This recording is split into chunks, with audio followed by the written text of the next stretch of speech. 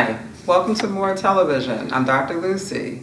Today I'm going to be talking about Optimum Wellness Lifestyle. Welcome, Dr. Lucy. It's great having you on the show. Thank you for having me. All right. Now, one of the great things I found out when we first started to speak was you're actually PhD. That's correct. Okay. I have a PhD from Michigan State University. My areas are health policy and statistics. I publish a lot of health articles on communities of color, and I publish in some of the top health journals around the world. Beautiful, beautiful. Okay, what do you think? Well, let's get straight into it. We recently, as a community, as a people, lost one of our great health gurus, as many people would say, Dr. Sebi. Yes. Okay, yes. talk to us about that. What was that like for you, somebody who actually practices and specializes in this field? Yes, that was a huge loss for us. I like to say that I am an arm of Dr. Sebi. I definitely believe in alkaline water, alkaline food. But I've added to that program and added my own twist to it. I also integrate intermittent fasting and the superfoods. And I find that it keeps me healthy and my clients healthy and helps us further along the journey to optimum wellness. Optimum Wellness. Now, that's what we are here to talk about today. Before we get started in Optimum Wellness, start off by telling us what is it that you produce, Optimum Wellness, that stands out from every other thing that we see in the market? How does this differ from, a regular fast or, all of these different things that people see when they go into the fitness and the health stores? Okay. Well, I'm different in that I make this attainable. I make it realistic. It's not 0 or 100%. I can honestly say I'm eating clean and healthy 70% of the time on average, and about 30% of the time I allow myself to eat what I want. There's some things I'll never touch, and so people feel relieved when they realize that you don't have to be 100% compliant. You need to be more compliant if you have a disease. Another thing that's different from my program, other than what's out here already, Jenny Craig, Weight Watchers, Right. And what have you, is that my product is plant-based. My method is plant-based. We have no side effects. People are getting off of blood pressure meds with my program. They're getting off of diabetes medications. They're feeling better, they're looking better, and they're performing better and experiencing less stress. So my approach is holistic. I don't deal with portions of the health spectrum. We actually cover mental, physical, spiritual, and sexual health. Wow, amazing, amazing. Okay, I guess with most people, especially in this day and time, a lot of people, including myself, we all want to live a healthy lifestyle. We want to start to practice that. What is I guess you would outline a beginning phase for someone who is just watching this program, getting to know you. What are some of the recommendations that you would start in that process to start to make the journey to optimum health? Well, one of the things I would recommend that they begin doing is reducing their consumption of meat. Meat is mucus forming. It has no nutritional value for us. Wow. We're actually eating death when we consume meat. We're eating life when we consume plants, fruits, vegetables, some of the wholesome grains, the alkaline foods. Now, I want to actually build with you on that point. What would you say to somebody, other doctors who are pushing this agenda of we need the meat in order to sustain and get the amount of amino acids and proteins and all of these things that we've been brainwashed since we were youth? You got the 4 basic food groups. You, somebody who is credentialed and specializes in this, what would you say to a person, who comes from that angle? Okay, we've been deceived. That's just the honest truth here.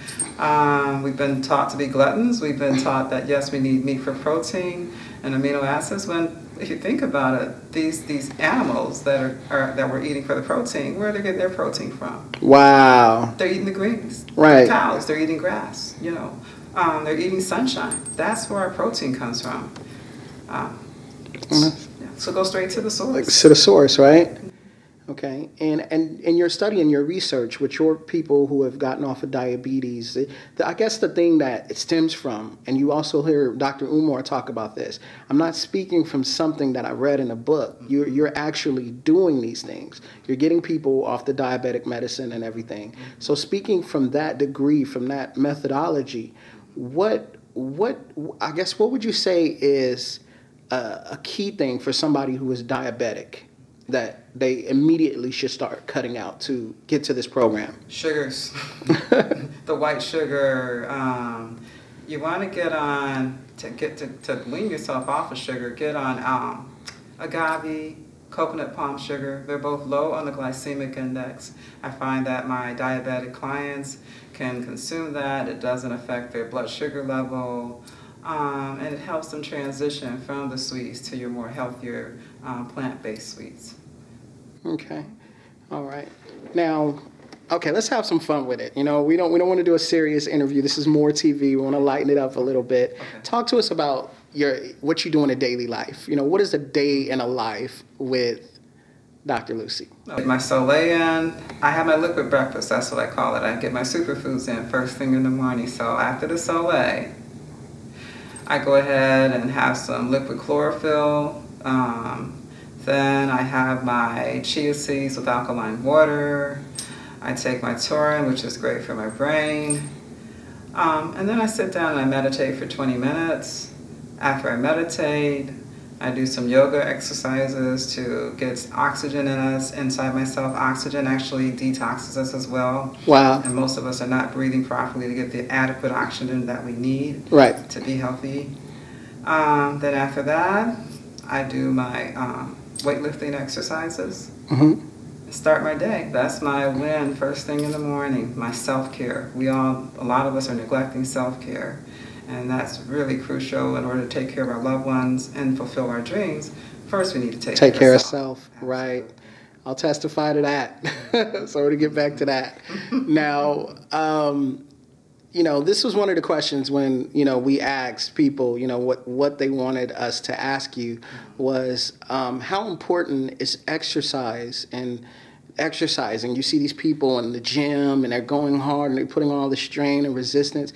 How important is that if you're living this healthy lifestyle or optimum lifestyle that you're trying to get our people to? Exercise is very important, but nutrition is more important than exercise, but they go hand in hand. Okay. You can't out exercise overeating or eating the wrong food. So I'd say nutrition is about 80% of the puzzle. Mm-hmm.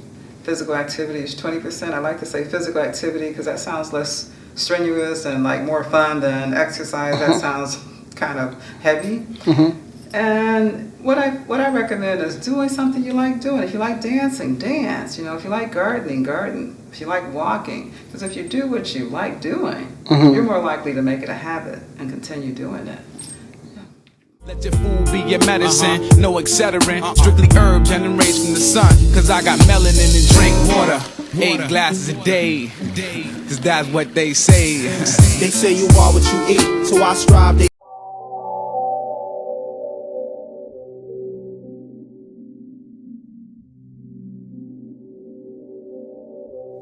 Hello, this is Ezekiel with Airmore Productions, and I'm here to talk to you about George Washington and the Secret of the Cherry Tree. All right, Ezekiel, give it to us straight. What is the secret of the cherry tree? I can't tell you that. Okay, we have to wait till the movie comes out. All right, talk to us about the project. What was it like working on the set of George Washington and the Secret of the Cherry Tree? It was an amazing experience, you know. Not a lot of kids my age get to work on a project like this and get to give their output. It was really enlightening. What do you feel you add or bring to the movie or the set or this project? I felt I gave an outlook into the mind of youth today. Like, otherwise, we might not have been able to see how to react to kids beforehand. So I think it was good that I was. What are some things that you want people to take away from this film or know about the film that will inspire them to go watch it? I just want people to take away that, yes, it has action, it has sci-fi aspects, but I also want people to take away that some of the facts and events that happen in this movie stem from truth. All right. Thank you.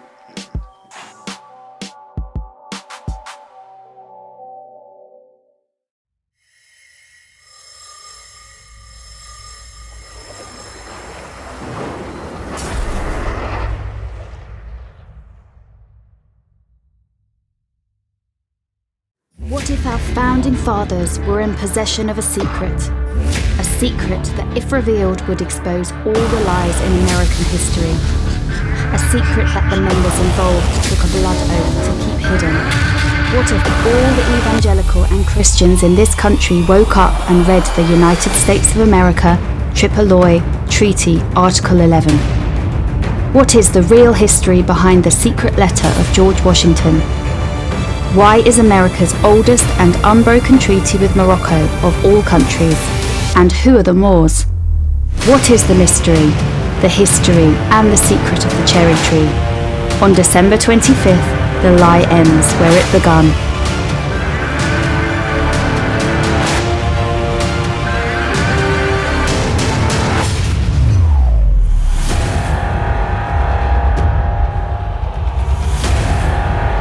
George Washington and the secret.